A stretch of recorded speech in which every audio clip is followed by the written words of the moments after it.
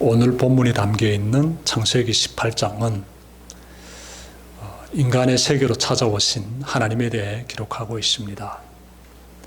당시의 상황으로 들어가면 아브라함은 천막 아래에서 한낮에 떼약볕을 피하던 중에 3명의 나그네들을 발견하게 됩니다. 아브라함은 급히 그들에게 달려가 허리 굽혀 절하면서 제가 당신들의 발을 씻어드리고 그리고 음식도 대접해 드리고 싶습니다 하오니 나무 그늘 아래서 쉬었다 가소서 간청합니다. 나그네들은 아브라함의 진심 어린 간청을 받아줍니다. 아브라함은 아내에게 고운 가루로 떡을 만들게 하고 하인을 시켜 송아지를 잡아 요리를 하게 합니다. 음식이 다 만들어지자 버터와 우유와 떡과 그리고 고기로 나그네들을 정성껏 대접합니다. 식사를 마친 나그네들 중 한 분이 아브라함에게 너의 아내 사라가 내년 이맘때에 아들을 낳을 것이다 라고 알려줍니다. 이 말을 곁들은 사라는요, 내가 노쇠하여 여성의 생리가 끊어졌는데 어떻게 아이를 낳을 수 있단 말인가 라면서 속으로 웃었습니다. 사라가 속으로 웃었음을 알아챈 그분은 매우 중요한 말씀을 합니다. 사라가 왜 웃으며 이르기를 내가 늙었거늘 어떻게 아들을 낳으리요 하느냐. 여호와께 능하지 못한 일이 있겠느냐. 기한이 이를 때에 내가 내게로 돌아오리니 사라에게 아들이 있으리라. 여러분, 아브라함이 어느 분을 만나고 있습니까? 하나님을 만나고 있지 않습니까? 아브라함은 운년 중에 사람의 모습으로 찾아오신 하나님을 만나고 있어요. 정말 그는 하나님을 대접하는 영광을 얻었으며 또 하나님으로부터 내년에 아들을 품에 안을 것이라는 큰 약속을 받아 안고 있습니다. 아브라함에게 자신을 나타내신 하나님께서 자리에서 일어나십니다. 하나님과 동행한 두 사람은 먼저 소돔이라는 성으로 찾아갑니다. 홀로 남으신 하나님은 아브라함에게 내가 하려는 것을 숨기겠느냐 이렇게 말씀하시면서 아브라함은 강한 나라가 되고 천하 만민이 그로 말미암아 복을 받을 것이다 이렇게 축복의 말씀을 하십니다. 이어서 소돔과 고모라 성 사람들이 엄청난 죄를 짓고 있으니 그곳 상황을 확인해야겠다고 말씀하십니다.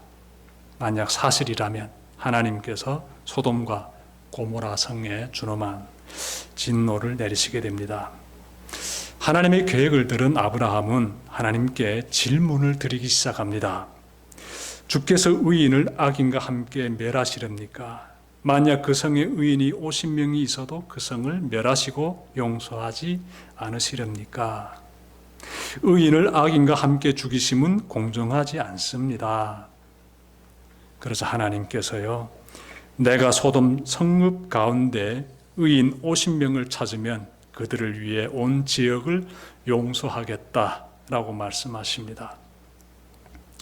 자, 그러자 아브라함은 좀 더 용기를 내어 질문 드립니다.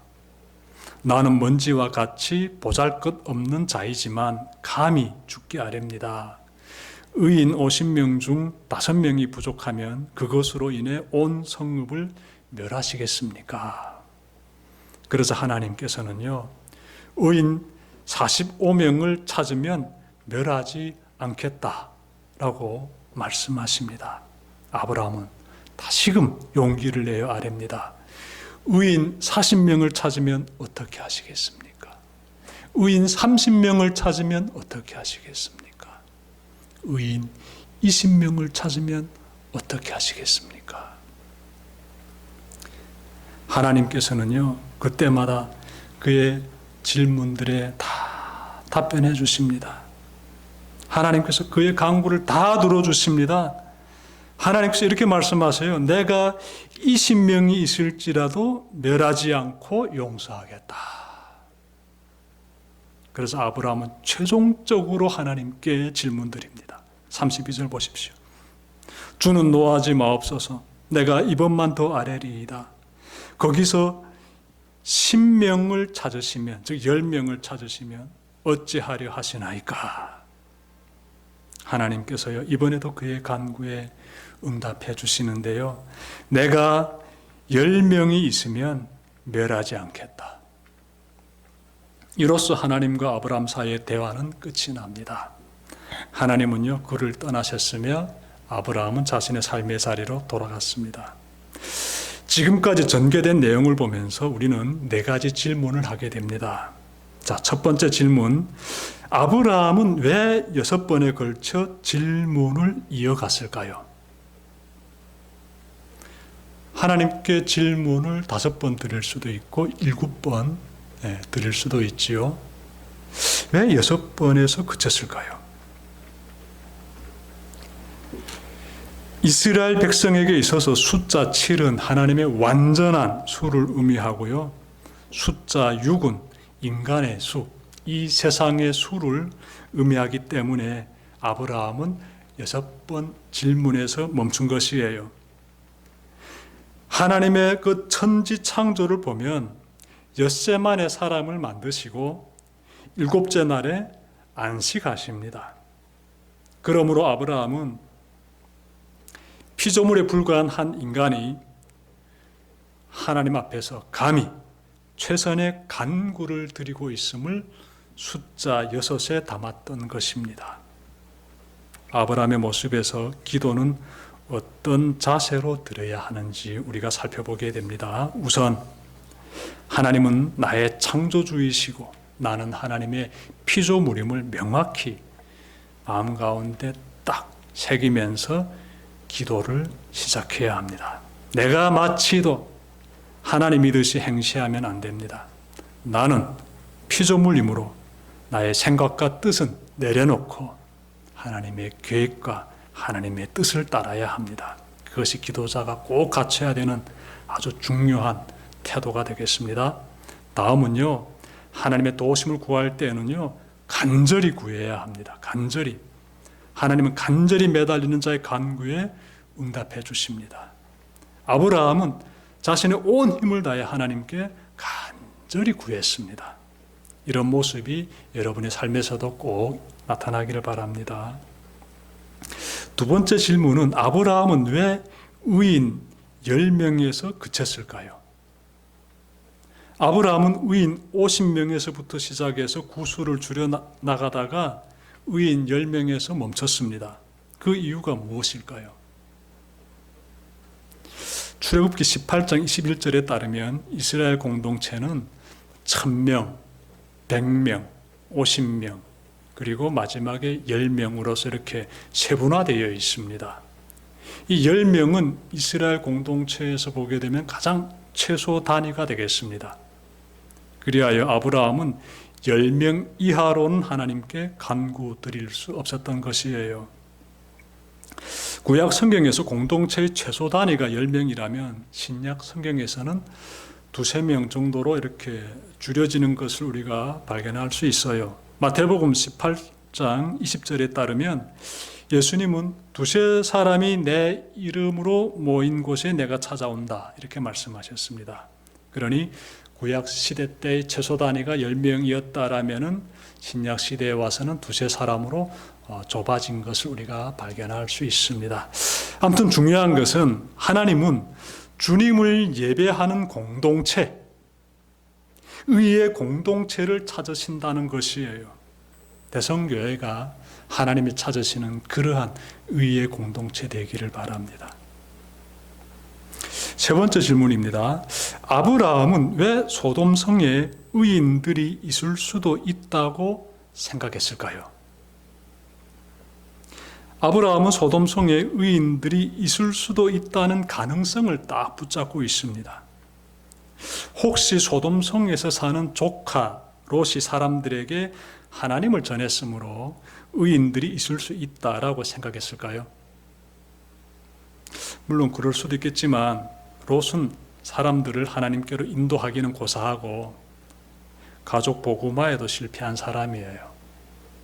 그의 아내는 하나님의 천사가 전하는 말에 불순종하여 뒤를 돌아보다가 소금기둥이 되었고, 그의 두 딸은 아버지와 동침하는 근친상간죄를 저질렀습니다.